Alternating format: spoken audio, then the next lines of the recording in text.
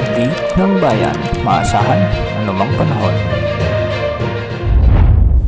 Gandang araw po sa ating lahat. Narito na ang pinakuling update sa magiging lagay ng ating panahon sa mga oras na ito at sa mga susunod na araw. Sa kasalukuyan, maraming lugar ang nakakaranas ng mga maulap na kalangitan at mga pag-ulan dulot ng iba't ibang weather systems na nakakaapekto ngayon sa ating bansa. Unahin natin ang shear line o yung banggaan ng malamig at mainit na hangin na siyang nagdadala ng maulap na kalangitan at kalat-kalat na pag-ulan at thunderstorms sa Metro Manila, Calabarzon, Aurora, Apayao, Kalinga, sa may Mountain Province, Ifugao, Cagayan, Isabela, Quirino, Camarines Norte at Camarines Sur.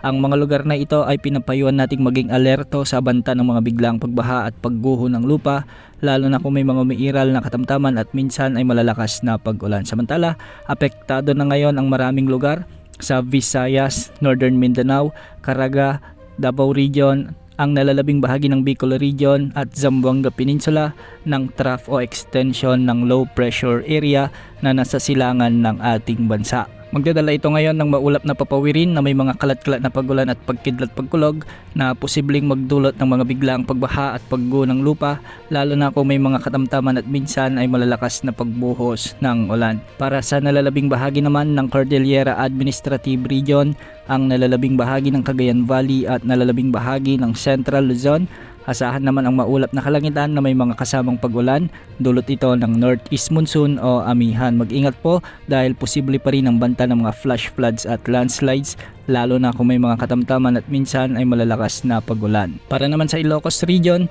asahan naman ang bagyang maulap hanggang sa maulap na kalangitan na may mga isolated light rains o kalat-kalat na mahinang tagpag-ulan, dulot ito ng northeast monsoon o amihan. Para sa Mimaropa at nalalabing bahagi ng Mindanao, localized thunderstorms naman ang inaasahang weather system at makakaranas ang mga lugar na ito ng bagyang maulap hanggang sa maulap na kalangitan na may mga isolated rain showers and thunderstorms. Mag-ingat pa rin po sa banta ng mga biglaang pagbaha at pagguho ng lupa, lalo na kung may mga umiiral na severe thunderstorms. Hanggang sa ngayon ay matataas na pag-alon pa rin ang inaasahan sa mga karagatang sakop ng Northern Luzon at Eastern sections ng Visayas, Central Luzon at Southern Luzon dahil posibleng umabot ito hanggang 4 meters. Sa nalalabing baybayin ng Luzon at Visayas, posibleng mga pag-alon hanggang 2.6 meters at sa Mindanao, posibleng umabot hanggang 2.5 meters. Samantala, patuloy nating minomonitor ang low pressure area na nasa silangan ng Mindanao.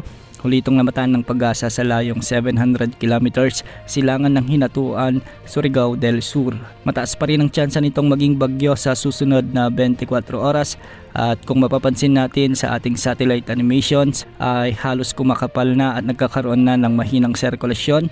Ang LPA na ito, indikasyon nito na unti-unti itong lumalakas at posibleng maging ganap na bagyo sa susunod na 24 oras. Inaasahang tatawirin ng bagyo bukas ng gabi o sa araw ng Martes ang mga lugar sa may Caraga at sa buong Kabisayaan.